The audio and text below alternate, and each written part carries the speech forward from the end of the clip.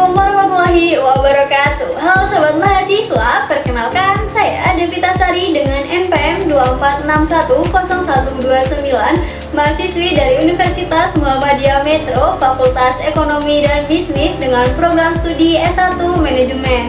Di sini saya akan menjelaskan materi tentang mata kuliah Matematika, Ekonomi dan Bisnis dengan dosen pengampu Bapak Febrianto SEMM.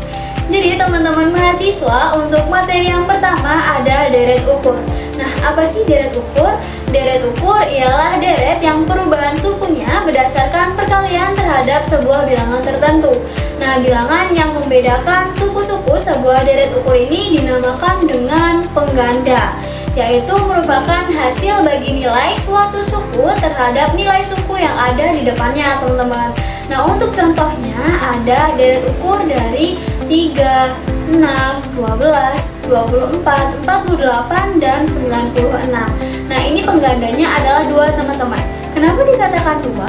Karena 3 dikali 2, 6, 6 dikali 2, 12, 12 dikali 2, 24, 24 dikali 2, 48, dan 48 dikali 2, 96. Jadi deret ukur dari 3, 6, 12, 24, 48, dan 96 ini penggandanya adalah 2, teman-teman.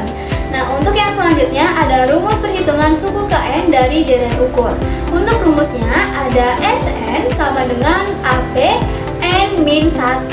Nah, A ini merupakan suku pertama, P yaitu pengganda, dan N adalah indeks suku. Untuk yang selanjutnya ada deret hitung.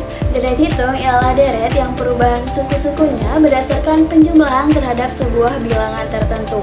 Bilangan yang membedakan suku-suku dari deret hitung ini dinamakan pembeda, yaitu selisih antara nilai-nilai dua suku yang berurutan. Untuk contohnya ada 5, 10, 15, 20, 25, dan 30. Ini pembedanya adalah 5. Kenapa dikatakan 5? Karena 5 ke 10 ini beda angkanya 5, 10 ke 15 beda angkanya juga 5, 20 ke 25 beda angkanya juga 5, dan seterusnya. Nah, besarnya nilai suku tertentu KN dari sebuah deret hitung dapat dihitung melalui sebuah rumus, yaitu SN sama dengan A plus dalam kurung N-1 kali B. A ini sebagai suku pertama, B ini pembeda, dan N adalah indeks suku. Sebagai contoh ada nilai suku ke-10 atau S10 dari deret hitung 5, 10, 15, 20, 25, dan 30 adalah. Nah, jadi kita masukin rumusnya SN sama dengan A plus dalam kurung N-1 kali B. S10 sama dengan A-nya adalah 5, N-nya ini adalah 10, dan B-nya adalah 5. Jadi S10 sama dengan 5 ditambah 10 dikurang 1, 9 dikali 5. Jadi S10 sama dengan 5 ditambah 45. Hasilnya adalah 50. Oke, yang selanjutnya ada fungsi linear. Fungsi linear ini sangat lazim diterapkan dalam ilmu ekonomi, baik dalam pembahasan ekonomi mikro maupun ekonomi makro. Nah, dua variabel ekonomi atau lebih yang saling berhubungan yang diterjemahkan ke dalam bentuk sebuah persamaan linear. Nah, ada beberapa fungsi hubungan linear dalam penerapan ekonomi. Di antaranya, yang pertama ada fungsi permintaan, fungsi penawaran, dan keseimbangan pasar. Lalu yang kedua ada fungsi biaya dan fungsi penerimaan. Yang ketiga ada fungsi konsumsi dan fungsi tabungan, dan yang keempat ada analisis peluang pokok atau break even.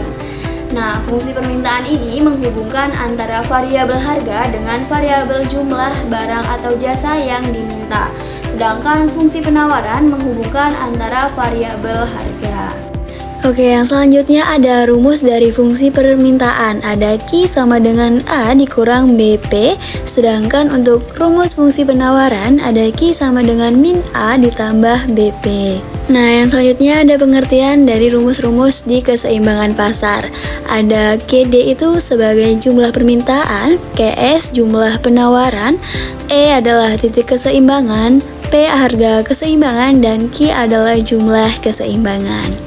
Jadi bisa teman-teman lihat yang sudah tertera di PPT ya teman-teman. Untuk yang selanjutnya teman-teman ada fungsi non-linear. Fungsi nonlinear adalah fungsi yang pangkat dalam variabelnya ini lebih dari 1. Nah, pengaplikasian fungsi nonlinear ini dalam ekonomi yaitu bila diketahui fungsi permintaan dan fungsi penawaran sebagai berikut.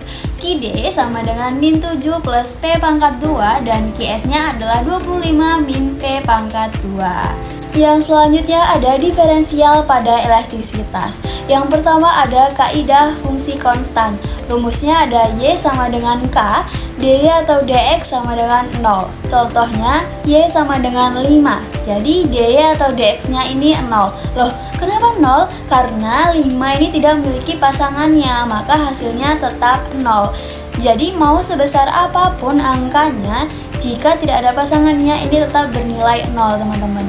Untuk yang kedua ada kaidah fungsi linear. Rumusnya ada Y sama dengan A plus BX. Jadi dy atau dx sama dengan bernilai B. Contohnya Y sama dengan 2 plus 3x.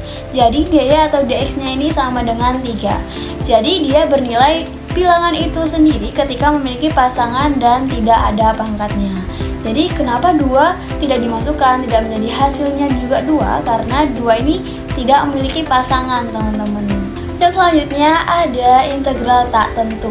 Bentuk umum dari integral fx adalah f dalam kurung x dx sama dengan fx plus k.